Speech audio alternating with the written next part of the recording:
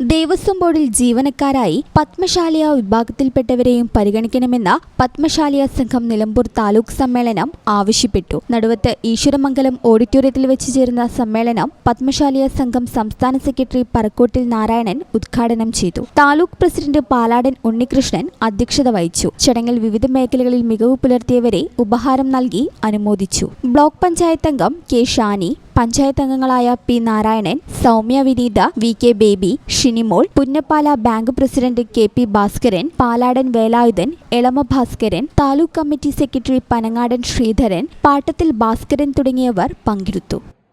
ഈ channel news Nilambur.